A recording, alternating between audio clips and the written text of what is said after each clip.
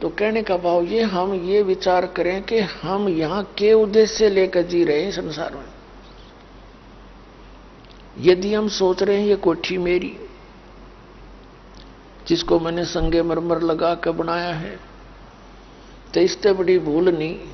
और चौड़े में दिखे कल मृत्यु हो जा, किसकी हवा कोठी। फिर ये मान रखा हो ये परिवार मेरा, या महाभूल है आपकी। मृत्यु के उपरांत वो परिवार आपका नहीं रहा, आपका कहीं और परिवार बन गया। गधे की योनि में गधा परिवार, कुत्ते की योनि में कुत्ता परिवार। तो परमात्मा हमें याद दिलाते हैं कि थोड़ा सा विवेक कर लो, बस थोड़े से विवेक की आवश्यकता है। और परमात्मा का ज्ञान है, ये कोई डूम बाट के गीत नहीं जो दास सुना रहे आपको। ये गॉड गिवन है, उस परमात्मा अपने पिता नाक हमारे लिए बताया। और कोई मैं बालक नहीं, कोई अनपढ़ नहीं, गंवार नहीं कि वे मतलब बकवाद करूं ना। तो दुनिया भर के पंथ थे, संत थे, मैं भी लेकर नाम वही भक्ति कर लेता। क्या जरूरत थी मैंने नारा सांग जोड़न की, बूंदा कुआऊं साची बताऊं, आनंदक पे है मेरे को। तो दास को ये पता चला कि ये काल ने हमारे को बुरी तरह जकड़ रखा है और सभी को अज्ञानी बना रखा है, यहां पर तत्व ज्ञानहीन कर दिया। तो ये परमात्मा ने खुद आकर बताया, उस परम पिता ने, हमारे मालिक ने। अपनों के लिए अपने दुखी होते हैं। उसने आके बताया कि तुम जिस सुख को, जिस परिवार को अपना माने बैठे हो, ये आपका नहीं है।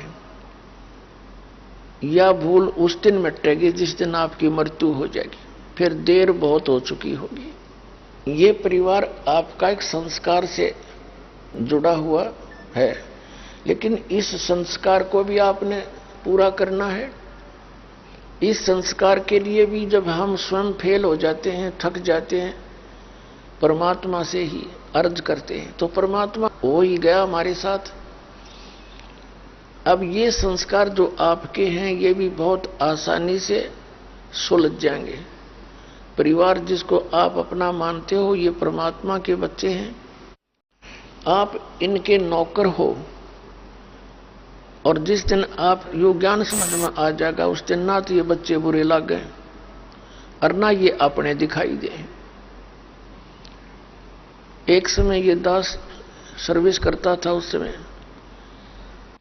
हमारा जो ऑफिस था वो मेन रोड पर था, मतलब कॉलोनी की गली में।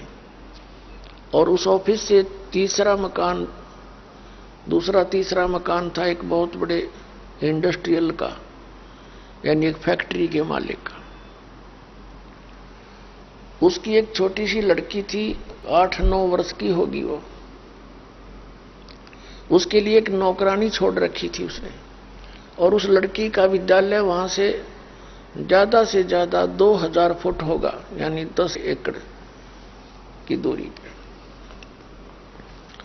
तो उस लड़की के लिए उसने कोई साधन नहीं लगा रखा था, थोड़ी सी दूर जाना था। यही सोच करके भी लड़की पैदल जाएगी, अच्छा शरीर भी ठीक रहेगा। और नौकरानी उसको छोड़ने जाती थी और लेने जाती थी। तो दिन के समय सूर्य, यानी गर्मियों का सीजन था, जून का महीना, जैसे भी गर्मी का मौसम था। जब गर्मी के मौसम में या वर्षा के मौसम में वो क्या करती थी, छतरी साथ ले जाती थी, छाता, वो नौकरानी। और वो क्या करती थी, उस लड़की के ऊपर तो छाता रखती थी और स्वयं धूप में चलती थी।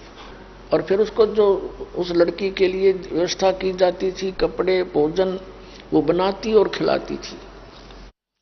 उसको मालिक की बेटी जानकर उसकी प्रत्येक सुविधा का वह ध्यान रखा करती, कहीं इसको असुविधा होगी तो मालिक जो है वो नाराज ना हो जा और तेरी नौकरी हट जा।